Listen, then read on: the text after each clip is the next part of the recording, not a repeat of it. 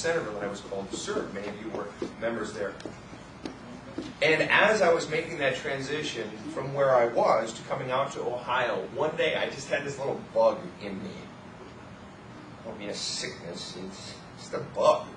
Came out of nowhere, wasn't even thinking about it. It wasn't some grand revelation, some big voice. It was just this thing. It wasn't a logic thing. In fact, it was highly illogical. Some of you have heard me refer to it before. But I had this thing in me. And again, it wasn't from me, it just popped. And the thing was, for this new little church that I had been called to be the campus pastor of, the thing was 1,000. That was the thing. It wasn't me thinking this. The thing was 1,000 people in 1 year. That's where we were going with that church. It just got put in my head. It wasn't a goal, wasn't a vision, wasn't anything. It just was. And as most of you know, that little church had been worshiping about 40 to 45 people over the 9 months prior on average. In a couple weeks leading up to my arrival, it was worshiping around 70. Within 2.5 months after us pooling our energy, it wasn't me, it was us. We went from them for 9 months averaging 45 to 50 to 2.5 months later, Sunday attendance at both services was 171. Quadrupled, depending on your math, tripled, however you want to slice it up. We were on our way to 1,000. Given momentum, given the expansion effect, and they tell two friends, and so on and so forth, who's to say? So I come to this church, and we start this church, and I find myself, over the last 3 or 4 weeks, realizing that we're putting all these elements in place. We're putting music in place. We're putting sight in place. And we're getting some core elements in place and beginning to expand and grow. And more people are buying in. And I don't mean with your money. I mean with who you are, your time, and your energy, and just thought, and realizing that this is a significant part of your life. So we're putting the elements in place. But what I began to realize about 3 or 4 weeks ago is, Lord, but I don't have the 1,000, so to speak. What's the vision, Lord? Not my vision. Not my ideas. My vision is to have an opportunity to use the gifts that I've been given to serve you. I'm here to serve you. To lead you and to serve you. That's what I do.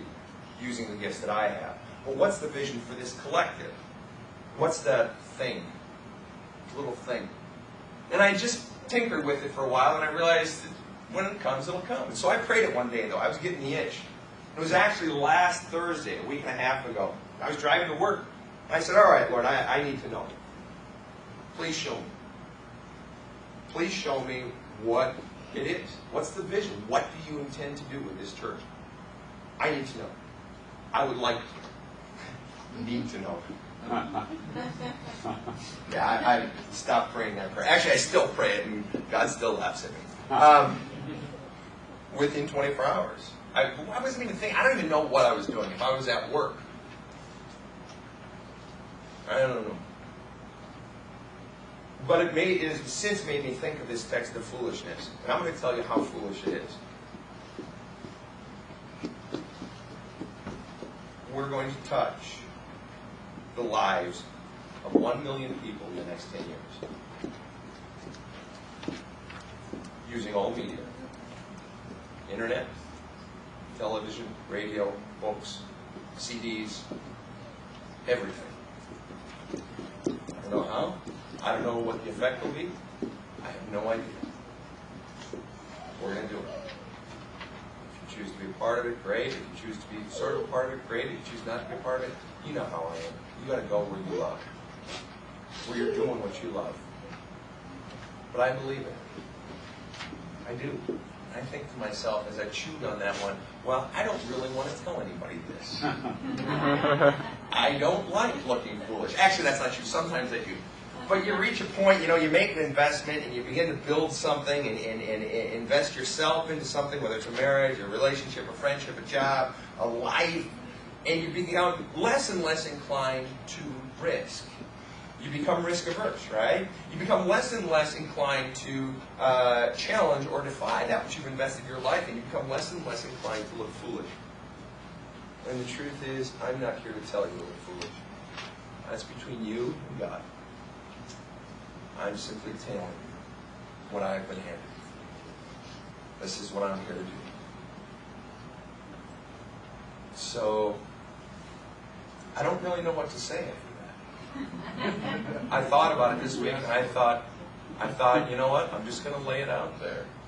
I'm going to set up what we are to be about. We are called to follow that call, to do what we love, to do what we're passionate about, because we can't see the dots connected in advance. Steve Jobs said, it was only in hindsight that I saw how the dots connected.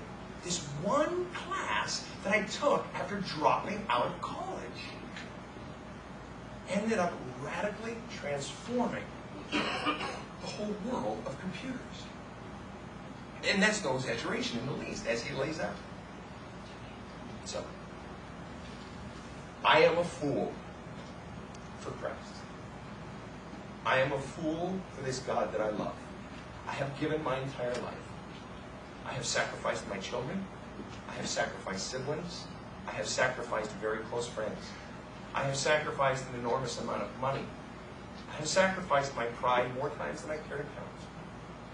I have sacrificed everything, and I intend to continue. Do I expect you to do all of the things that I have done? No. You will do bigger things in different ways than what I have done. I am simply telling you the arc. I mean arc boat. I mean arc like trajectory of where I am going with this as your leader. Now, how a vision gets played out. All right? You can have a vision of, we're going to feed all the poor people in Spring Grove, or we're going to do a spring play. But how that gets played out, what is that play going to be? Who's going to be the technical director? Who's going to be the lighting director? Who's going to be the main players? Okay, that's the difference between vision and action. And the action plan comes from this. It comes from you. I don't ever want you to do anything in this congregation that you don't love to do. And I mean that very sincerely. That includes coming on Sunday morning. I want you to find the passion of your life, to ignite that passion and live that passion. I want you to stay hungry, and I want you to stay foolish. And we're going to change the world.